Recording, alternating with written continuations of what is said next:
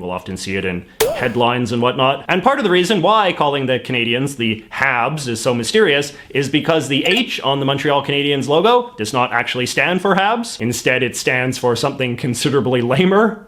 Hockey. You see, back in the old days, the Montreal hockey team was run by something called the Canadian Athletic Club, and they had a logo that looked like this. But then in 1910, the team was bought by a different guy who ran something called the Le Club de Hockey Canadien. And in 1916, the team logo was rebranded to reflect this change in ownership, with the A for Athletic Club swapped out with an H for Hockey Club. That's it.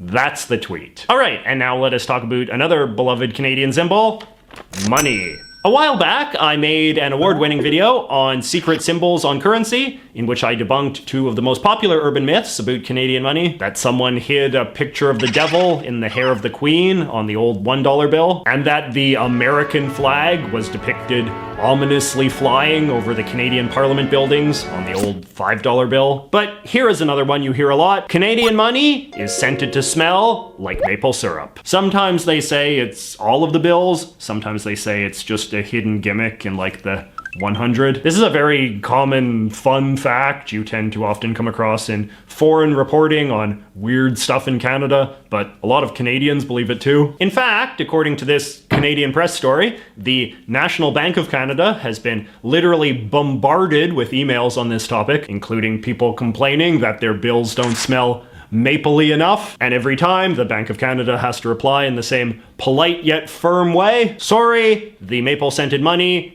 is just a myth. Bank official Jeremy Harrison says no cent has been added to any of the new banknotes. So where did this rumor come from? Well, the key word in that quote was new. In 2011, Canada began officially switching from paper bills to ones made of plastic or polymer. And this really freaked out a lot of Canadians because paper had been synonymous with money here for so long. I mean, it's literally right there in the name. Paper money. And as part of our ape-like fascination with this novelty, Canadians spent a lot of time fondling the new bills and rubbing them and crumpling them and, yes, even smelling them. And as far as I can tell, the incredibly mild plastic smell was hallucinated by some people to smell like maple syrup, and thus a legend was born. It's not completely surprising that this myth has persisted for so long. I mean, smelling is a lot like our other senses in that if you are really convinced that you are smelling a particular odor, you can easily fool your brain into noticing it. In other words, the maple scent of the Canadian money is sort of like how the gummy bears only have different flavors when you have your eyes open, or that weird new meme where you hear the word that you're thinking of when you watch it. Okay, so this next urban myth is one that I get asked about a lot, sometimes to the point where people say I should make an entire video about it. It is about this obscure place in the Caribbean, the Turks and Caicos Islands. There are a lot of people who are under the impression that the Turks and Caicos Islands are going to join Canada sometime in the near future, or that there are some sort of like ongoing negotiations about this taking place, or at the very least, that the islands almost join Canada at some point in the unspecified past. But this is all garbage. Now, I wouldn't deny that there are some Canadians who very much fantasize about this happening, and certainly the Canadian media likes to keep the meme alive by reporting on the gossip, but it is really just a silly fantasy and nothing more. All right, so let me attempt to tell you the full story. Even though we mostly think of Canada as a country that spent most of its existence as a colony of a much more powerful empire, in its own way, Canada was an imperial power as well. I mean, we did take over most of the northern half of this continent, after all. And in the late 19th and early 20th centuries, it was not always obvious where Canada's blob-like expansion should stop. Since the UK had previously allowed Canada to annex British colonies like Prince Edward Island or British Columbia, some Canadian politicians felt that their country should be permitted to annex other British colonies too, like British Honduras or Guyana or the British West Indies. It was similar to the discussion going on in America at the same time over whether the US should annex places like Cuba or Hawaii. They didn't call it the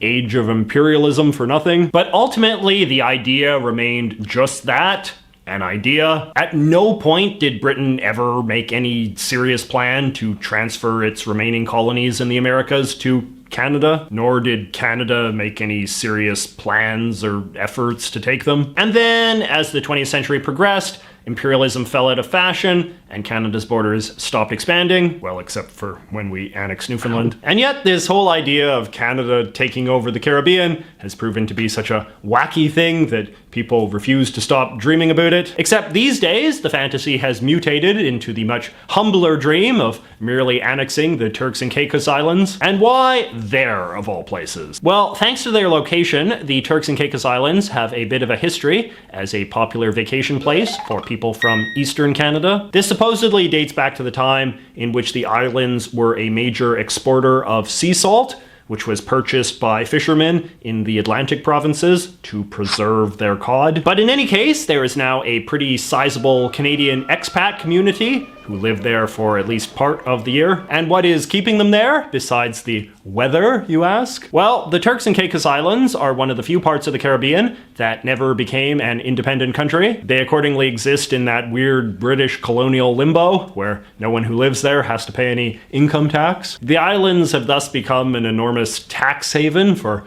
wealthy Canadians, and it is said that these are the people that are keeping the annexation fantasy alive today. Although these people are not really arguing for annexation per se, since presumably if the islands did become part of Canada, they would be under Canadian tax law. Better to just have some sort of special immigration deal with the islands, sort of like what America has with the Bahamas. But in any case, even this isn't an idea that has been proposed by anyone in any serious way. Not by Britain, not by Canada, not by the islanders, assuming anyone cares what they think. All right, and talking of the Americas, obviously a lot of Canadian urban legends revolve around Canada's perennial obsession with being morally superior to the United States. And one of the stranger examples of this Canadian smugness is the claim that Canadian beer is so much stronger than American beer. In typical fashion, a lot of Canadians really get on their high horse about this. They're like, ew, American beer, it's like water, and so on. Now, in general, whenever you are talking about comparing the height or weight or strength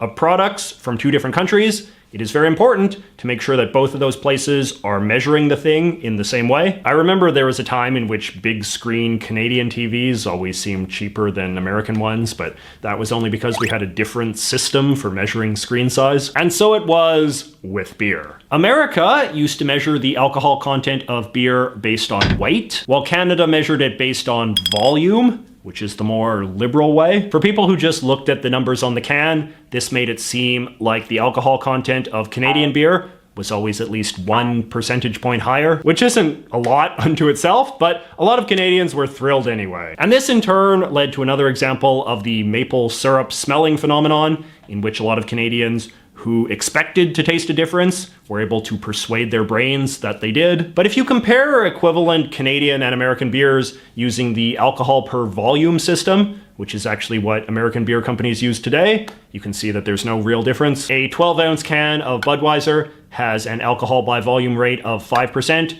exactly the same as a 12-ounce can of Molson Canadian. In fact, according to the website Fermentarium, 90% of all beer in the world has an alcohol rate of under 5.5%. So I'm afraid Canadians will have to find something else to be self-righteous about. So there is nothing I love better than a good debunking. If you know some false facts about Canada that are annoyingly common, let me know in the comments below and maybe I can make a sequel video. And in the meantime, why not check out this award-winning video I made a few years ago about the most obnoxious Canadian myth of all, this idea that we all drink milk out of plastic bags. Until then, I will see you all next week. Rumor has officials insisting that Canada's new plastic banknotes smell just fine. Access to information requests reveal that people indeed emailed the Bank of Canada asking if a maple scent had been added to the bills.